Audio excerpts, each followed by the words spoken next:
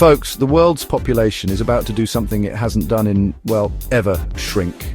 Not just level off, but actually decline. Yeah, fewer humans, it's wild. And while overpopulation has its own set of problems, a shrinking population brings a whole new nightmare.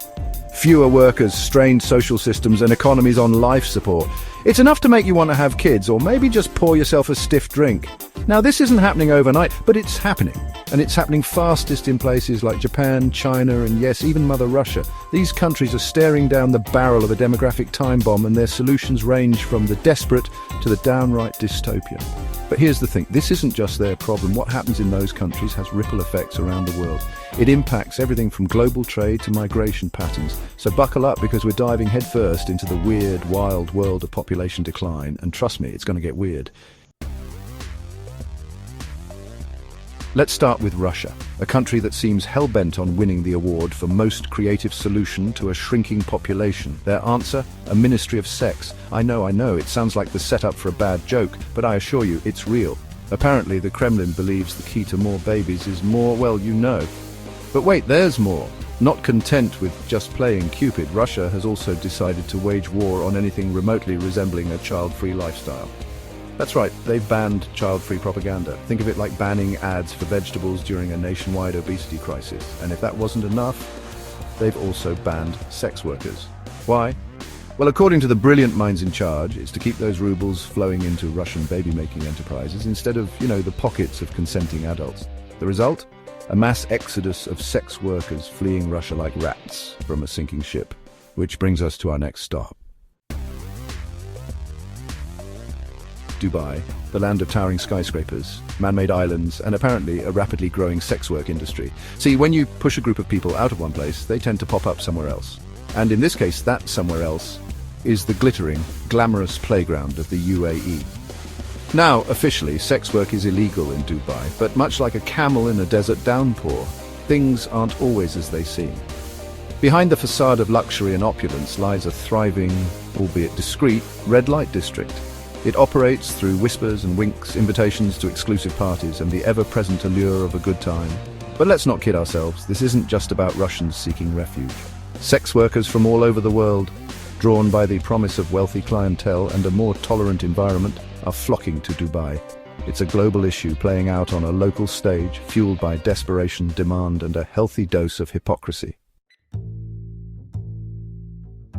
Section 4. The digital brothel. Finding clients in the age of apps. Remember when finding a date meant awkwardly approaching someone at a bar or suffering through a blind date set up by your well-meaning aunt? Well, those days are long gone.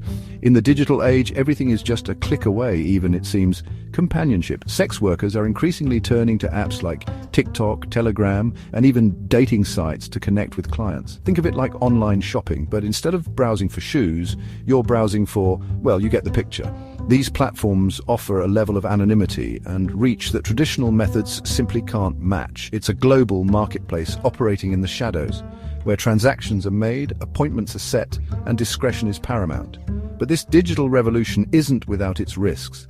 Scams, exploitation, and even violence are all too common in this unregulated world. It's a stark reminder that while technology can connect us in ways we never thought possible, it can also be used to exploit and endanger the most vulnerable among us.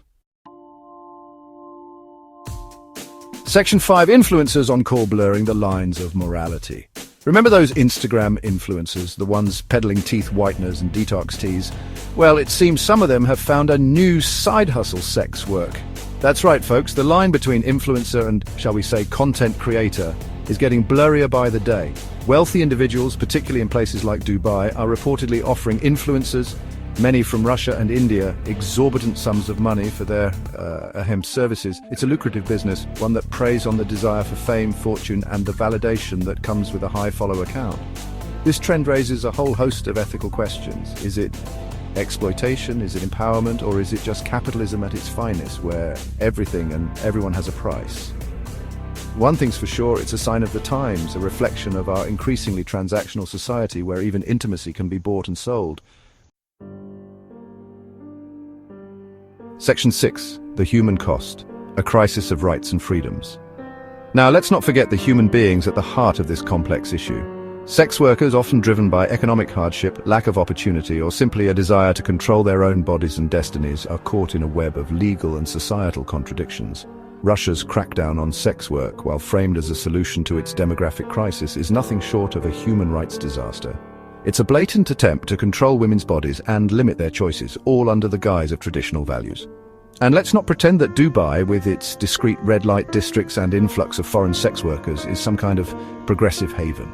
The exploitation, abuse and trafficking that often accompany such industries are well documented. It's a dark underbelly lurking beneath the glitz and glamour, a stark reminder that progress is rarely linear.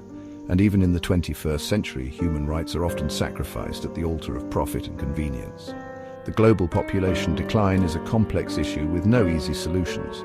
But one thing is clear, simply banning things, whether it's child-free propaganda or sex work, is not the answer. It's time for a more nuanced, compassionate approach, one that respects individual rights, prioritizes consent, and addresses the root causes of these issues. Until then, we're just rearranging the deck chairs on the Titanic while the real crisis continues to unfold below deck.